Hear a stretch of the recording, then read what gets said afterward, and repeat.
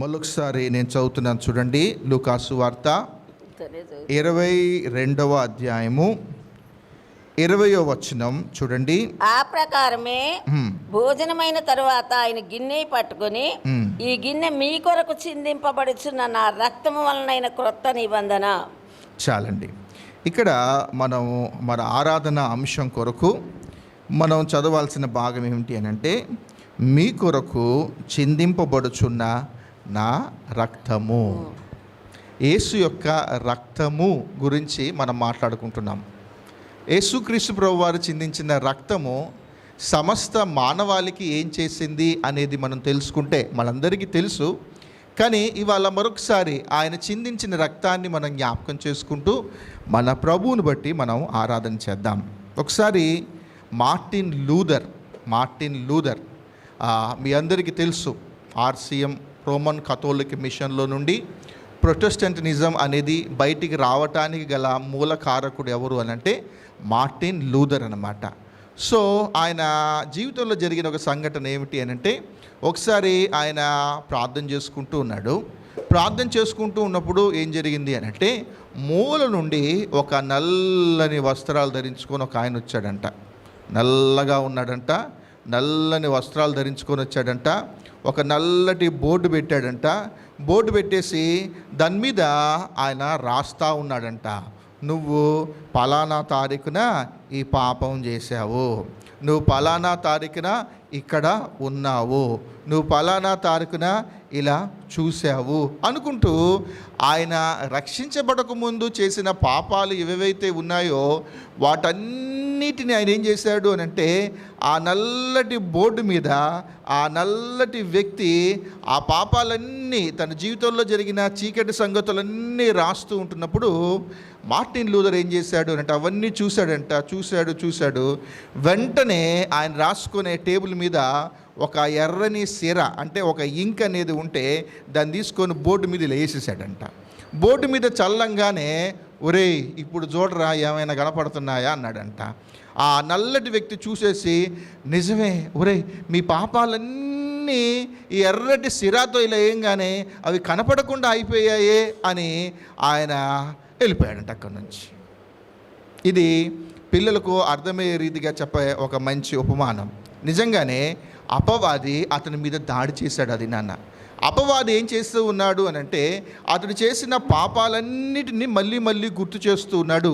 కానీ యేసుక్రీస్తు ప్రభువారు చేసిన గొప్ప కార్యం ఏమిటి అని అంటే, మన కొరకు దేవుడు ఆయన మానవుడిగా భూమి మీదకి వచ్చి ఎప్పుడైతే సిలువలో సమస్త మానవాళి కొరకు ఆయన ఎప్పుడైతే రక్తము చిందించాడో మానవాళి యొక్క పాపాలన్నీ కొట్టివేయబడ్డాయి, మానవాళి యొక్క పాపమంతా తుడిచివేయబడింది. అదే యేసుక్రీస్తు ప్రభు రక్తములో ఉన్న ఒక గొప్ప విషయం. కనుక ఇక్కడ మనం చదివిన భాగం మళ్ళొకసారి చెప్తాను, మీ కొరకు చిందించబడుతున్న రక్తము అని మనం గమనించాలి. అలానే ఈ రక్తం గురించి మనం ఆలోచన చేస్తే చూడండి, నిర్గమాకాండం 12వ అధ్యాయము 12వ అధ్యాయము 13వ వచనం చూడండి దయచేసి. 13వ వచనం చూడండి, లేకపోతే 12, 13 చదవండి.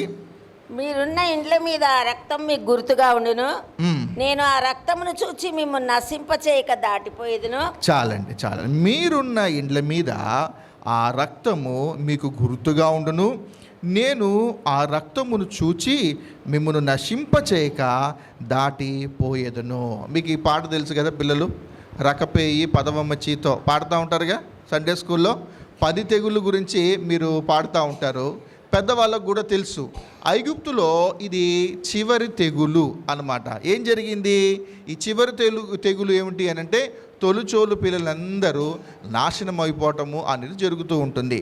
అంతకుముందు మోషే గారు చాలా తెగుళ్ళు తెప్పించినప్పటికీ కూడా చివరిగా ఇశ్రాయేలు ప్రజలందరూ వాగ్దాన భూమిలోకి ప్రవేశించక ముందు జరిగిన చివరి తెగులు ఏమిటి అని అంటే, వాళ్ళందరికీ దేవుడు చెప్పాడు, నేను నాశనం చేసే ఒక దూతను మీ యొద్దకు పంపుతూ ఉన్నాను. మీరేం చేయాలి అని అంటే, ఒక గొర్రె పిల్లను వధించాలి. ఏం చేయాలి? ఒక గొర్రె పిల్లను వధించి ఏం చేయాలంటే, మీరు ఎక్కడైతే ఇళ్లల్లో ఉంటున్నారో ఆ ఇళ్ళ గడపల మీద నిలువుగాను అడ్డంగాను ఈ రక్తాన్ని మీరు ఎవరైతే రాసి రెడీగా ఉంటారో నశింపజేయు ఆ ఆత్మ, ఆ నశింపజేయు ఆ దూత అలా నడుచుకుంటూ వెళ్తూ ఉంటున్నప్పుడు ఏ ఇంటి మీద అయితే ఆ రక్తపు చారలు కనపడతాయో, నిలువుగా అడ్డంగా ఉన్న ఆ రక్తచారలు అనేవి ఏ గుమ్మానికి, ఏ గడప మీద కనపడుతూ ఉంటుందో నేనేం చేస్తాను అనంటే, మళ్ళీ చదువుతున్నాను చూడండి, మీరున్న ఇండ్ల మీద ఆ రక్తము మీకు గుర్తుగా ఉండును, నేను ఆ రక్తమును చూచి మిమ్మల్ని నశింపచేయక దాటిపోయేదను. చూడండి, మనము నశించిపోకుండా ఉండటానికి గల కారణం ఏమిటి అంటే యేసుక్రీస్తు ప్రభు వారి యొక్క రక్తం. యేసుక్రీస్తు రక్తము మనల్ని రక్షిస్తుంది అంటానికి ముందుగానే కొన్ని సంవత్సరాల క్రితమే ఈ నిర్గమకాండంలో యేసుక్రీస్తుని గురించిన ఛాయ అనేది ఇక్కడ మనకు కనిపిస్తూ ఉంటుంది. కనుక ఈ యేసుక్రీస్తు ప్రభు వారి యొక్క రక్తము ఏం చేసింది అనంటే వాళ్ళు నశించిపోకుండా కాపాడింది, వాళ్ళు తీర్పులోనికి వెళ్ళకుండా కాపాడింది అనేది మనం గమనిస్తూ ఉండాలి. సరే, యేసుక్రీస్తు ప్రభు వారి యొక్క రక్తం గురించి మనకు తెలుసు కదా, అది ఎంత శ్రేష్టమైనదో. చూడండి, మొదటి పేతురు పత్రిక మొదటి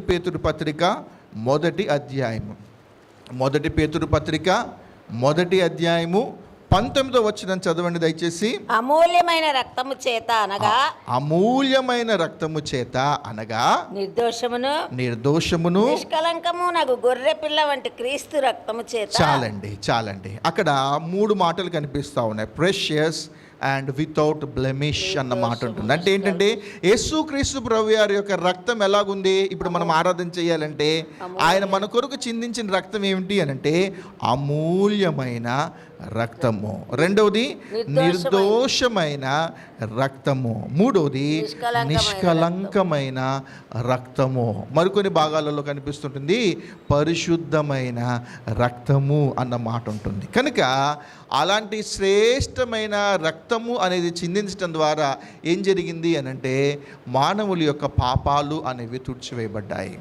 ఎన్నో వేల సంవత్సరాల నుండి ఉన్న ఆచారం ఏమిటి అనంటే జంతువుల యొక్క రక్తము అనేది చిందించడం ద్వారా, గొర్రెపిల్ల కానీ మేకపిల్ల కానీ ఎద్దు కానీ వీటిని చిందించడం ద్వారా మానవుని యొక్క పాపం పోతుంది అన్న ఆచారము అనేది ఉండేది. కానీ వాటన్నిటిని, ఆ పద్ధతులన్నిటిని పక్కన పెట్టేసి మానవుని యొక్క పాపము అనేది పోవాలి అని అంటే భూమి మీద నీతిమంతుడు ఒక్కడు కూడా లేడు గనక నీతిమంతుడైన పరిశుద్ధుడైన దేవుడు భూమి మీదకి రావాల్సి వచ్చింది.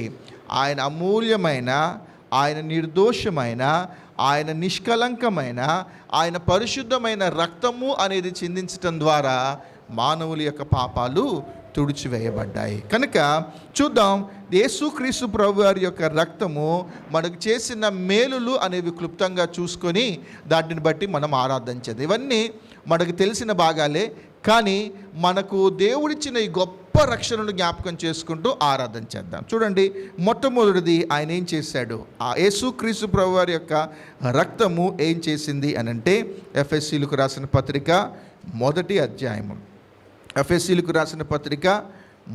అధ్యాయము 7వ వచనం చూడండి దయచేసి. దేవుని కృపా మహదైశ్వర్యమును బట్టి ఆ ప్రియుని యందు ఆయన రక్తం వలన మనకు విమోచనము. చాలండి. మొట్టమొదటిది మనం ఆరాధన చేసే అంశం ఏమిటి అనంటే ఈ అమూల్యమైన రక్తము, ఈ నిర్దోషమైన రక్తము, ఈ నిష్కలంకమైన రక్తము ఏం చేసింది అనంటే ఇక్కడ చదువుతున్న భాగం, ఆయన రక్తము మనకు విమోచనము. ఆయన రక్తం ఏం చేసింది? మనల్ని విమోచించినందుకు మన దేవుణ్ణి బట్టి మనము ఆరాధన అనేది చేయాలి. అవును, విమోచన అంటే ఏంటి? మళ్ళా మూల పాఠాలలోకి మనం వెళ్తా ఉందాం. విమోచన అంటే ఏమిటి? మనదే, కానీ అమ్ముడు పోయినప్పుడు ఏం జరుగుతుంది అనంటే మనదే, కానీ అమ్ముడు పోయినప్పుడు ఏం జరిగింది అనంటే అంటే మనము పాపానికి అమ్ముడు పోయాము, మనము మరణానికి అమ్ముడుపోయిన పరిస్థితులలో ఆ దేవుడు మానవుడిగా వచ్చి సిలువలో రక్తం చిందించడం ద్వారా ఏం జరిగింది అంటే విమోచించబడ్డాము అనేది మనం జ్ఞాపకం చేసుకోవాలి. ఈ విమోచన అనేది వెండి బంగారాల వలన లేకపోతే ధనం వల్ల కలగలేదు. మానవులందరూ విమోచించబడడానికి ఏకైక సాధనం ఏమిటి అంటే దేవుని యొక్క పరిశుద్ధమైన రక్తం. యుగ యుగాల నుండి ఈ దేవుడు ఆరాధింపబడుతున్నవాడు, యుగ యుగాల నుండి దేవదూతల చేత ఆరాధింపబడుతున్నవాడు. మనము అంటే దేవుని పోలికలో దేవుని స్వరూపంలో చేయబడిన మనము ఆయనతో సహవాసాన్ని మనం పాడు చేసుకున్నప్పుడు తిరిగి మనతో సహవాసము అనేది చేసుకోవటం కొరకు పాపి పరలోకానికి అర్హుడు కాడు గనుక అపరిశుద్ధుడైన వాడు పరిశుద్ధమైన దేవునితోనూ, ఆ నీతిమంతుడైన వ్యక్తి నీతి కలిగిన దేవునితో సహవాసం చేయటము అనేది జరగని పని కనుక ఈ దేవుడు ఏం చేశాడు అనంటే ఆయన భూమి మీదకి వచ్చి సిలువలో తాను రక్తాన్ని చిందించటం ద్వారా ఏం జరిగింది అంటే మనం విమోచించబడ్డాము. కనుక దేవా, మీ రక్తం వలన మీరు నన్ను విమోచించినందుకు వందనాలు ప్రభువా అనుకుంటూ మన దేవుని బట్టి మనం ఆరాధన చేద్దాం. రెండోది ఏం జరిగింది అనగా మన అపరాధములకు క్షమాపణ మనకు కలిగి ఉన్నది. ఇది రెండవది. ఏం జరిగింది? యేసుక్రీస్తు రక్తం ఏం చేసింది అంటే పాప క్షమాపణ అనేది కలుగజేసింది. చాలా జాగ్రత్తగా గుర్తుపెట్టుకోవాలి. మనం యేసు ప్రభు సిలువలో ప్రాణం పెట్టడం ద్వారా మనమందరము ప్రతి పరిశుద్ధ దినం లేకపోతే అవసరమున్న ప్రతిసారి ప్రభువుని బట్టి మనం ఆరాధన చేయడానికి గల కారణం ఏమిటి అని అంటే మనం అసలు పరలోకానికి అర్హులం కాదు, కానీ ఆయన వలన మన పాపాలు క్షమించబడ్డాయి. ఎవ్వరు భూమి మీద ఎవరు మనల్ని క్షమించినా క్షమించకపోయినా కానీ ఈ దేవుడు ఏం చేశాడు అనంటే ఎంతగా మనల్ని ప్రేమించాడంటే సిలువలో ప్రాణం పెట్టి, గమనిద్దాం, మనం మంచి వాళ్ళం కాదు, మనము నీతిమంతులం కాదు, మనము పరిశుద్ధులం కాదు, మనము భక్తిపరులము కానే కాదు. ఇప్పుడు ఇక్కడ కూర్చున్నాము, ఇవాళ బలలో చేయవేయటానికి మనం వచ్చాము. ఒకసారి మనల్ని మనం పరిశీలన చేసుకుందాం. నిజంగానే మనం పరిశుద్ధులమా? మనం నీతిమంతులమా? మన యొక్క జీవితాన్ని మనం రక్షించబడ్డాము, మనం బాప్తిస్మం తీసుకున్నాము, మనం జీవం కలిగిన దేవుని సంఘంలో చేర్చబడ్డాము. ఎన్నో రోజుల నుంచి మనం బైబిల్ చదువుకుంటూ ఉన్నాం, ప్రార్థన చేసుకుంటూ ఉన్నాం, సహవాసాలలో మనం ఉంటూ ఉన్నాము. కానీ ఆలోచన చేయండి, మనం మంచోళ్ళమేనా?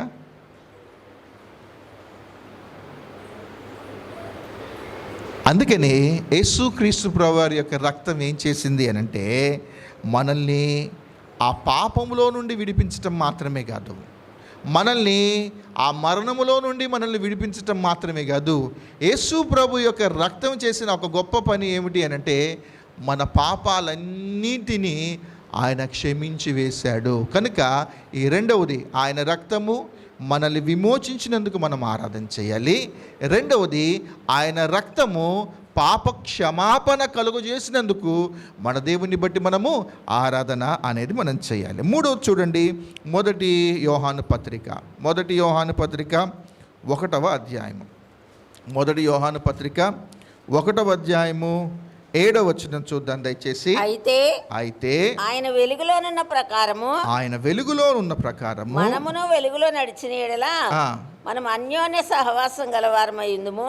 అప్పుడు ఆయన కుమారుడైన యేసు రక్తము ప్రతి పాపము నుండి మనలను పవిత్రులుగా చేయును. చాలండి. ఇక్కడ యేసుక్రీస్తు ప్రభు గారి యొక్క రక్తం ఏం చేసింది అని అంటే ఆలోచన చేయండి. ఇందాక చెప్పాను కదా, మార్టిన్ లూథర్ యొక్క ఉపమానం చెప్పాను కదా. ఎప్పుడైతే ఆ ఎర్రని సిర ఇలా వేసేసాడో, ఎప్పుడైతే ఆ రక్తం ఏం చేసింది, ఆయన పాపాలన్నిటిని ఎలాగైతే తుడిచివేసిందో, ఇక్కడ ఆయన చెప్తున్న మాట ఏమిటంటే అప్పుడు ఆయన కుమారుడైన యేసు రక్తము ప్రతి పాపము నుండి మనలను పవిత్రులుగా చేయును. అందుకు మన ప్రభువుని బట్టి మనం ఆరాధన చేయాలి. వాస్తవానికి అరికాలు మొదలుకొని నడినెత్తి వరకు మనలో ఉన్నది ఏమిటి అంటే అపవిత్రత. అరికాలు మొదలుకొని నడినెత్తి వరకు మనలో ఉన్నది ఏమిటి అని అంటే అపరిశుద్ధత. మనం పరలోకానికి వెళ్ళే అర్హత అనేది ఏమీ లేదు. ఎందుకు మన దేవుణ్ణి బట్టి మనం ఆరాధన చేయాలి? మనం ఇవాళ సంఘంలో చేర్చబడిన ప్రతి వ్యక్తి చనిపోయిన తర్వాత మనం ప్రభువుని ఎలా కలుసుకోపోవటానికి గల బలమైన కారణం ఏమిటి అని అంటే, ఆయన రక్తము మన కొరకు చిందించటం ద్వారా పాపాలు క్షమించబడటం మాత్రమే కాదు, ఏం జరుగుతుందంటే ఆయన మన కొరకు రక్తం చిందించటం ద్వారా, పిల్లలు చాలా జాగ్రత్తగా వినండి, ఇది చాలా ఇంపార్టెంట్ పాయింట్స్. ఏంటంటే ఆయన రక్తం మనల్ని పవిత్రపరుస్తుంది.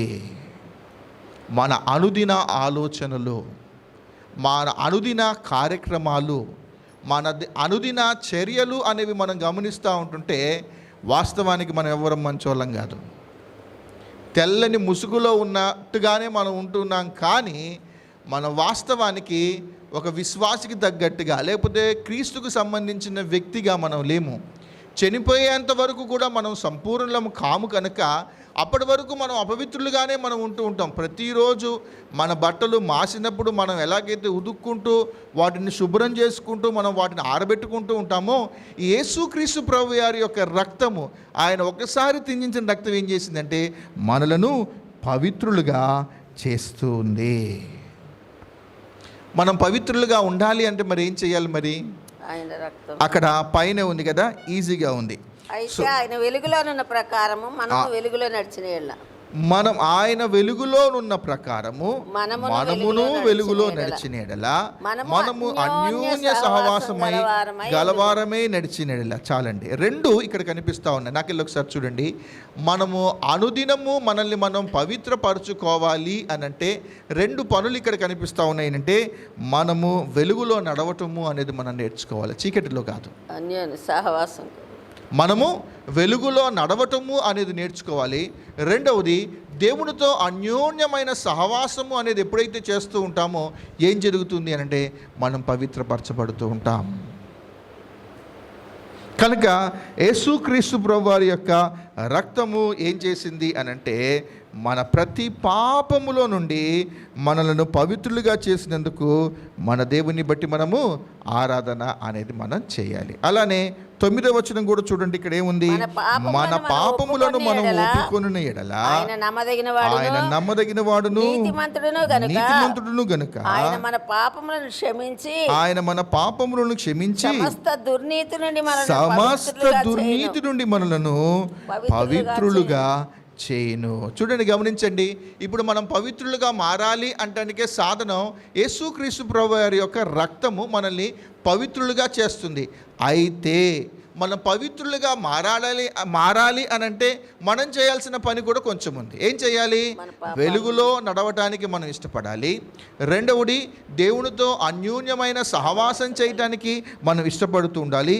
మూడవది ఏమిటంటే మన పాపములను మనము ఒప్పుకొనిన ఎడల, అక్కడ రాయబడిన మాట, ఆయన నమ్మదగిన దేవుడు గనక, ఆయన నీతిమంతుడు గనక ఆయన ఏం చేస్తాడు అనంటే మన పాపములను క్షమించి సమస్త దుర్నీతి నుండి మనలను పవిత్రులుగా చేయును. కనుక దేవా, మీ రక్తము నా జీవితంలో చేసిన కార్యం ఏమిటి అనంటే ఎప్పటికప్పుడు నన్ను పవిత్రునిగా చేస్తూ ఉన్నందుకు వందనాలు అనుకుంటూ మన దేవుని బట్టి మనము ఆరాధన అనేది చేయాలి. 4వది చూడండి, రోమీలకు రాసిన పత్రిక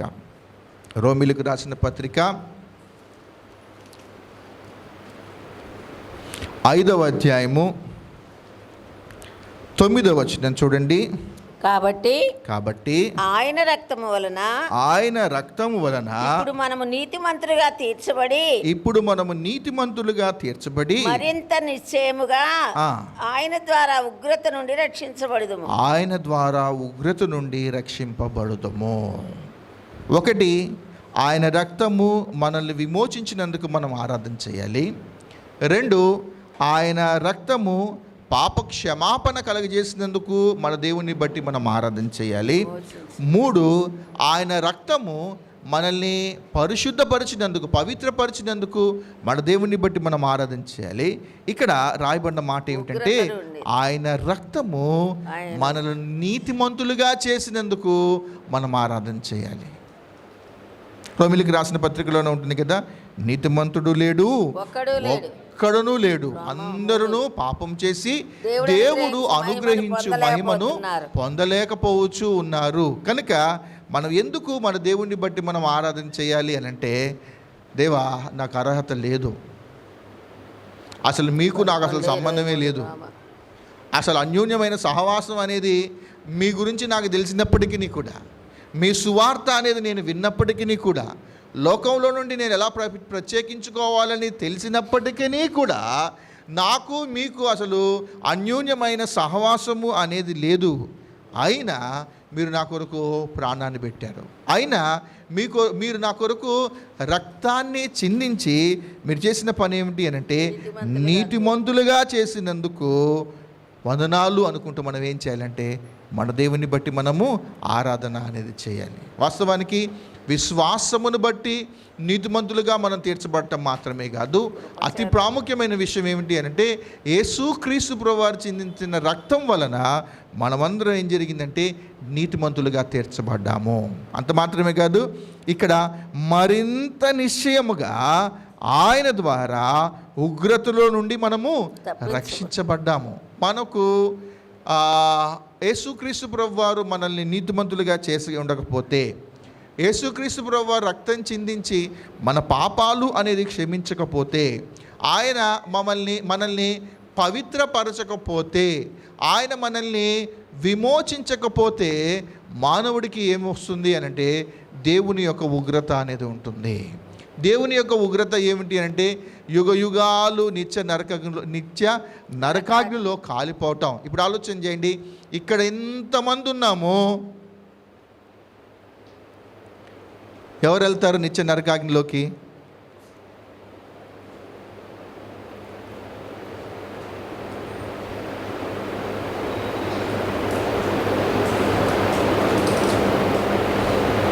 ఎవ్వరం పోం.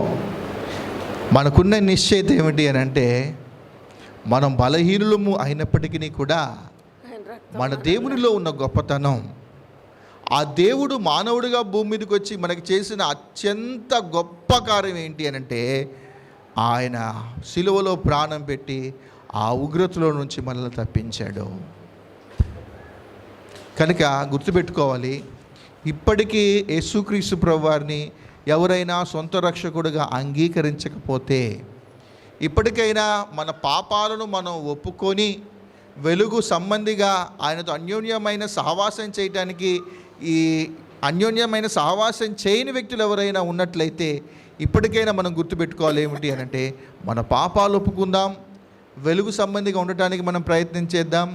దేవునితో సహవాసం చేయటానికి మనం ఎప్పుడైతే ఇష్టపడతామో, ఆయన చేసే ఒక అద్భుతమైన పని ఏమిటి అంటే, ఆయన ఉగ్రతలో నుండి ఆయన మనల్ని తప్పించాడు. కనుక మన దేవుని బట్టి మనము ఆరాధన అనేది చేయాలి. 5వది చూడండి, 6వది హెబ్రీలకు రాసిన పత్రిక 9వ అధ్యాయం. హెబ్రీలకు రాసిన పత్రిక 9వ అధ్యాయము 14వ వచనం చదవండి దయచేసి. నిత్యుడగు ఆత్మ ద్వారా తన్ను తాను దేవునికి నిర్దోషినిగా అర్పించుకున్న క్రీస్తు యొక్క రక్తము నిర్జీవ క్రియలను విడిచి జీవము గల దేవుని సేవించుటకు మీ మనస్సాక్షిని ఎంతో ఎక్కువగా శుద్ధి చేయును. చూడండి, ఇక్కడ రాయబడిన మాట ఏంటంటే, దేవునికి నిర్దోషినిగా అర్పించుకొనిన క్రీస్తు యొక్క రక్తము నిర్జీవ క్రియలను విడిచి జీవము గల దేవుని సేవించుటకు మీ మనస్సాక్షిని ఎంతో ఎక్కువగా శుద్ధి చేయును అన్న మాట ఇక్కడ కనిపిస్తూ ఉంటుంది. మొట్టమొదటిది ఏం చేసింది అనంటే, ఈ రక్తం ఏం చేసింది అనంటే మనల్ని నిర్దోషులుగా చేయటానికి ప్రయత్నం చేస్తూ ఉంది. మన మనస్సాక్షి అనేది ఎలా ఉంటుంది? శుద్ధి చేయబడు. మన మనస్సాక్షి ఇప్పటికీ నీకు పరలోకం రెడీగా ఉంది, ఇప్పుడు నువ్వు చనిపోతే ఖచ్చితంగా కళ్ళు మూసి కళ్ళు తెరిచేలోపు పరలోకంలో ఉంటావు అని ఈ మాట మన చెవులలో పడుతూ ఉంటున్నప్పుడు మన మనస్సాక్షి ఏం చెబుతూ ఉంది?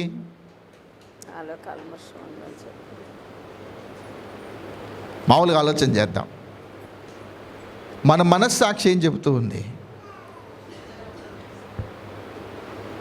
మన మనస్సాక్షి ఏమంటుంది అంటే, అందరి గురించి మామూలుగా నేను అనుకుంటూ ఉన్నాను, ఇక్కడ ఒక 100 మంది ఉంటే ఒక 10 మందికి ఒక నిశ్చయిత ఉంటుంది, ఏంటంటే నేరారోపణ చేయదు. ప్రవ్వా, నమ్మకంగా ఉండటానికి నేను ప్రయత్నం చేస్తున్నాను, వెలుగులో నడవటానికి నేను ప్రయత్నం చేస్తున్నాను, మీతో అన్యోన్యమైన సహవాసం చేయడానికి నేను ప్రయత్నం చేస్తూ ఉన్నాను. నేను ఏం చేస్తూ ఉన్నాను? 3 మాటలు చెప్పాను కదా. ఒకటి, ఆయన వెలుగులో నడవాలి, ఆయనతో అన్యోన్యమైన సహవాసం చేయాలి. ఇంకేం చేయాలి? మన పాపాలను మనం ఒప్పుకుంటున్నాను ప్రవ్వా, ఎప్పటికప్పుడు దినదినము పవిత్రపరచబడటానికి నేను ఇష్టపడుతూ ఉన్నాను. కొంతమంది ఓకే, కానీ ఇప్పటికీ ప్రభు ఆయన ఏం చేశాడంటే, మీరు విమోచించబడ్డారు, మీకు పరలోకము అనేది రెడీగా ఉంది, దేవుడు ఉగ్రతలో నుంచి మిమ్మల్ని తప్పించాడు అన్న వార్త మన దగ్గరకు వస్తూ ఉంటున్నప్పుడు, ఇప్పుడు మళ్ళీ ఆలోచన చేద్దాం, మనము చనిపోతే పరలోకానికి వెళ్తామా?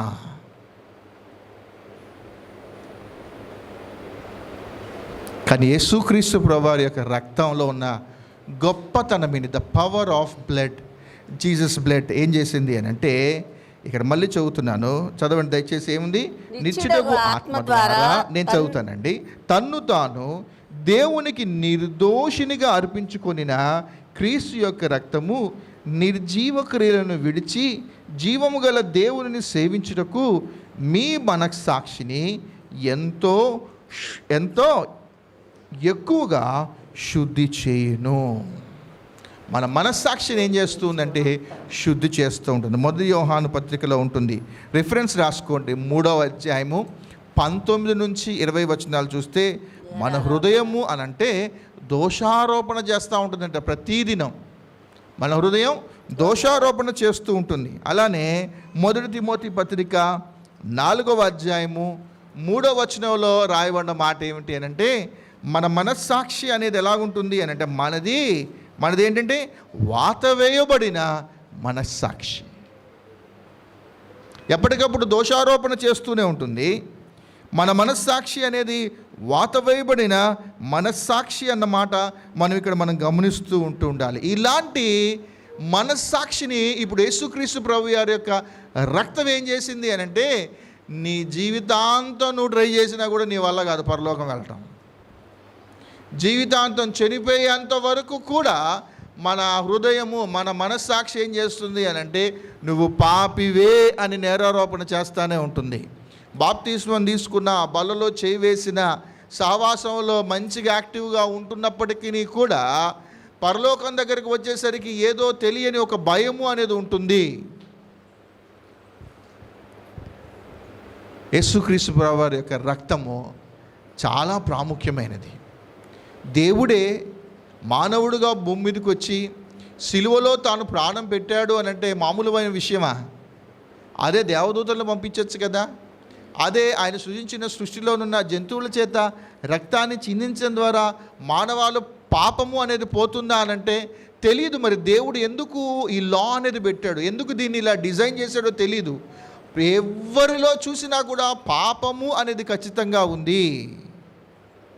రక్తం చిందించడం ద్వారా మానవాళి యొక్క పాపాలు అనేది తుడిచివేయబడతాయి. ఆయన నీతిమంతుడైన రక్తము అనేది చిందించడం ద్వారా మాత్రమే దేవుని యొక్క ఉగ్రతలో నుంచి మనం తప్పించబడతాము. చూడండి, చివరిది నేను ఎక్కువగా చదవను కానీ చూడండి, హెబ్రీలకు రాసిన పత్రిక, వీటిని వివరించను, మనం ఇదొక్కటి చదువుకుందాం. మనం హెబ్రీలకు రాసిన పత్రిక 10వ అధ్యాయం, ఇదే 9 కదా, 10వ అధ్యాయం చూడండి.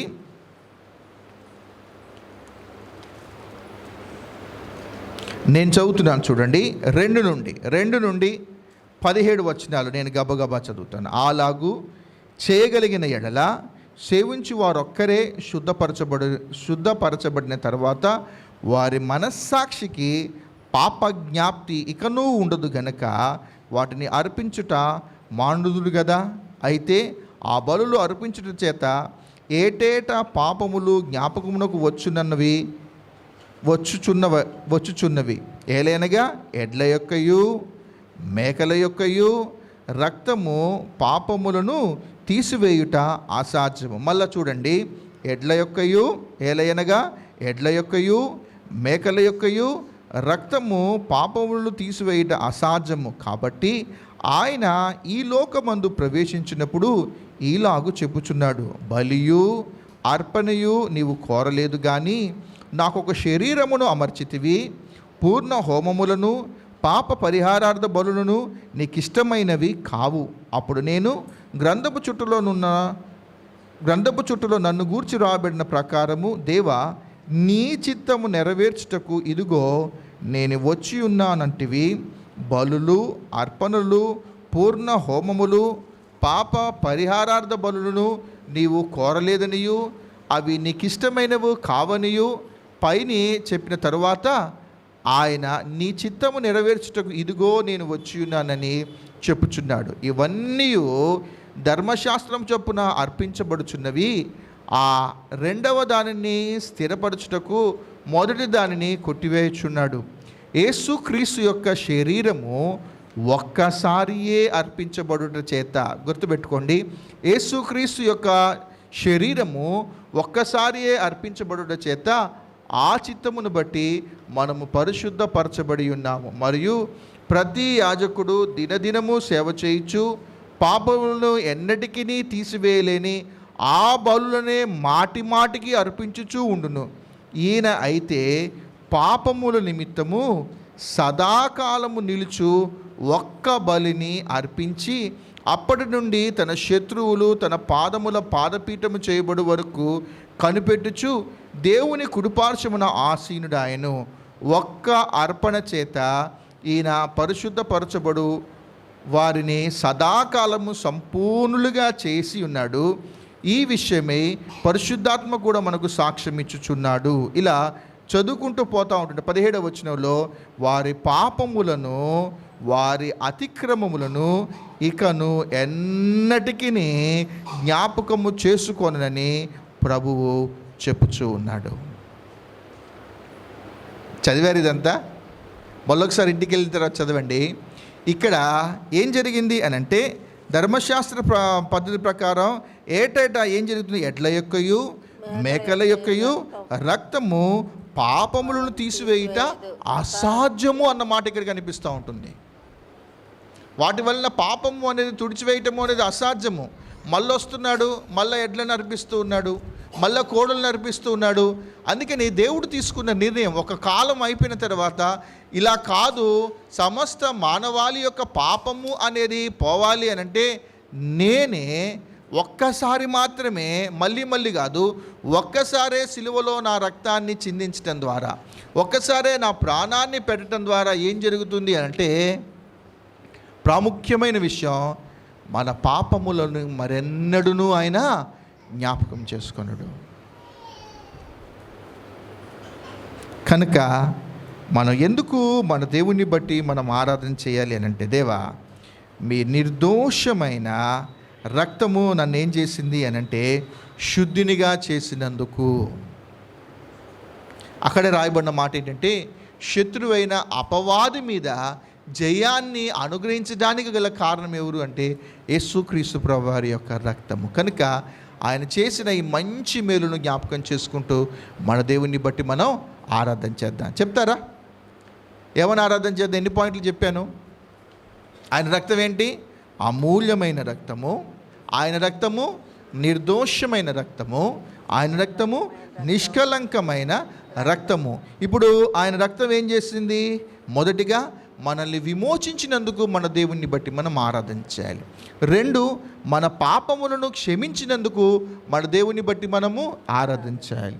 3, మనలను పవిత్రులుగా చేసినందుకు మన దేవుని బట్టి మనం ఆరాధన చేయాలి.